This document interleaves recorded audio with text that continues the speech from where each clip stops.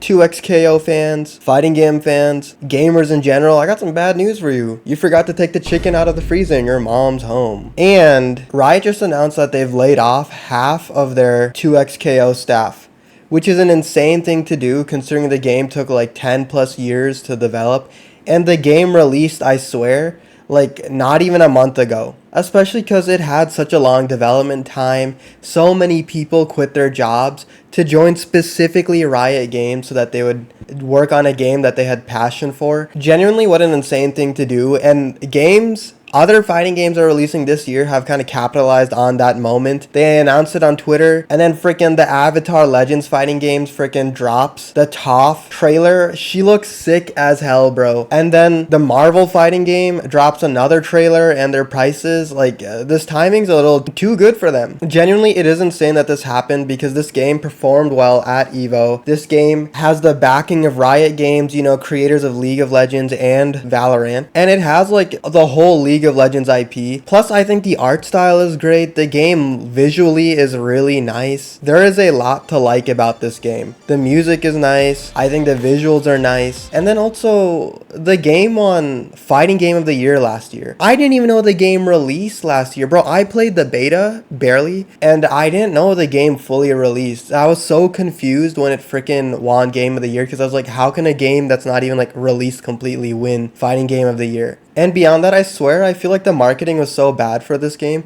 because I didn't even know the game came out until I saw the tweet saying Riot is laying off half of the staff for this game. Isn't that crazy? Nobody knew about this game. I swear. I don't know. I guess I just missed the memo. I don't know what the expectations were from Riot about how successful this game would be, but fighting games I feel do very well on launch and then they fizzle out. And they need long-term support to do well truly. I think if you look at a game like Street Fighter 6 or Tekken 9, 8, whatever the newest one is, you'll see that they have good player counts for fighting games, but they don't touch the top games as far as their Steam charts go. And obviously, you can add all of the console players and for the good ones you'll get 100,000 players concurrent or something like that. But that just really isn't the case for most fighting games. This community is pretty niche. I feel most people view fighting games as a party game that they play 1 or 2 rounds with their friends and then they just kind of call it good.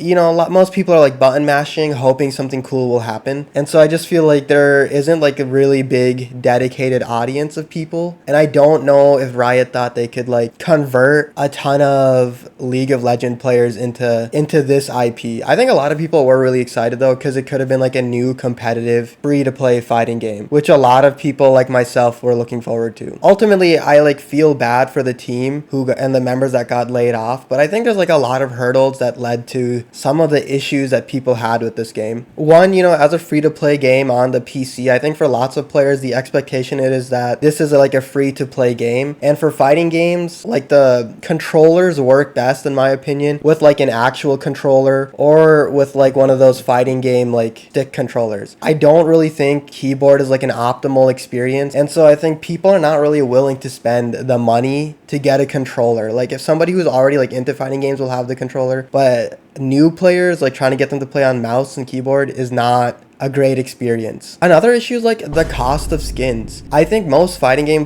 I would be fine paying maybe $5 for one quality premium skin, but that's just not the case for this game. The pricing is similar to Valorant with the cost of their skins, so it's about $20-ish per skin, which is insane to me. There was a really cool Ari skin that I wanted to check out and that I thought about maybe I'll cop. I freaking go in to purchase, try and purchase, and it won't let me buy the individual skin. I'm bro, what's going on? And I freaking go to the actual bundle that it's completely in, and I can buy the bundle, I cannot buy the skin. The skin essentially is paywalled behind the bundle, and the bundle costs $50. And that's $50 only includes 2 skins and then the recolors for the skin.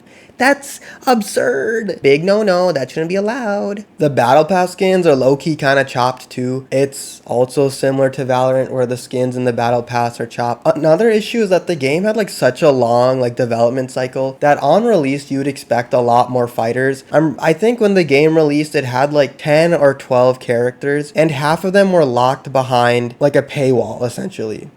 Most fighting games, their rosters on release are much larger than just 12 characters. That's That's so small. Genuinely, I feel like that's a really small amount. Look at the starting amount for Street Fighter 6. Look at Smash Ultimate. Like, it's a good roster. Look at fighters. Like, the roster size is like a minimum 20. I feel like bare minimum, especially when you own League of Legends and Valorant, you have like hundreds of characters to choose from. Why are you only starting with 12? That's like an insult, I feel like, to the fan base. Another issue that, like, this game was supposed to come in and revitalize the fighting game community, but it brought like one of the worst aspects of like fighting games, which is having to unlock characters.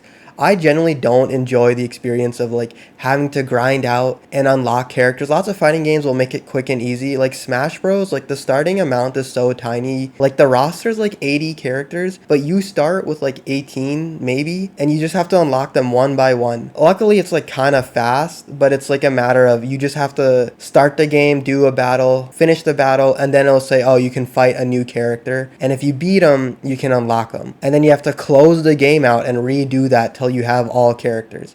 So it's like cumbersome. It's unnecessary. They should kind of do what like Overwatch does, where like all the new heroes, anybody that's added, you don't need to work towards, they're just available for you to play. I think it's stupid to like make a player grind to unlock. In this game, to like unlock a character, you have to use a character token, or you have to spend $10 to unlock a character. It's just so silly. I think another issue, specifically with like, I guess fighting games in general, but it will apply to 2XKO, is that fighting games, I feel like for the vast majority of players, like the casual audience, is that they are casual games and they're party games. So people play with their friends just a couple of rounds, but nobody like takes them super seriously, because the grind needed to become not even like a good player, just an average player, is unfathomable. I don't think that I would enjoy fighting games if I didn't have like friends who played them, if I didn't have like friends to help me and grow together. Like if people didn't come together and have like a good support system, I don't think the grind in fighting games is that worth it. It is like a very social thing for me. Fighting games, for like the system to click in each game, I feel like takes a lot of like time,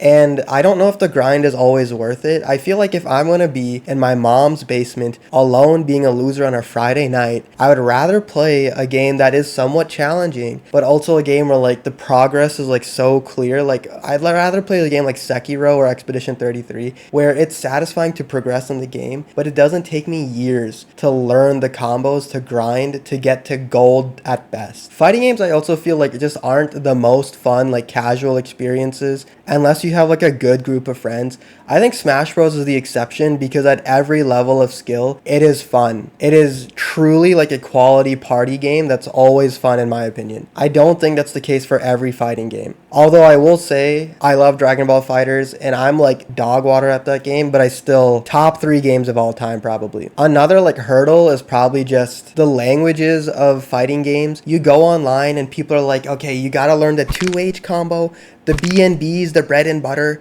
You have to learn that, and you gotta do the 2H and the 3L and the 5M. It's like, are you speaking English? Like, this is like the jump from like 6th grade math to freaking algebra, like when they added letters. It just, for some people, it just doesn't click. I'm one of those people. Like, the fighting game terminology just doesn't make sense to me. It took me a while to like kind of get it. 2XKO, I think, had some good things going for it and could probably still do well. Like, it is trying to get casual players in, and so it has like the auto combos, which is what a lot of like newer fighting games I've noticed are doing to just appeal to a more casual audience. And I think to try and expand the player base, that's probably worth it. But once again, if you want tons of people to play this game and have lots of skill expression, you can't be locking half the cast behind like a paywall or like character tokens. It's just not worth it. Is this going to be the case for every new hero added too? Like every hero you're going to have to like grind out again? I don't think that's worth it. I don't know. I hope 2XKO does well, just because it'd be nice to have like another big player in the fighting game community who supports like the esports scene and pumps a ton of money into it. But I really don't see that being the case like hella long term. Another issue that I personally had with 2XKO was that I couldn't play the damn game. I don't know if this was like just a me issue, but during the beta, I would go into character select for training or whatever, and the game would work just fine. I could go through all the menus, But as soon as I got into like a online game to play with another person, my game wouldn't work. I couldn't select a character, and I tried to go online and find stuff, and I couldn't really see anything. But then the game went out of beta. It released completely, so I uninstalled the beta, reinstalled the new game, and it was like, oh, perfect, it'll work. I was so disappointed when it didn't work. I had the same exact issue. I really don't understand what the problem is or why this is happening. Somebody at Riot, please fix this. Well, it might take some time, but you know, you can get to it sooner than later. That'd probably make me a long-term player. Okay, bye-bye.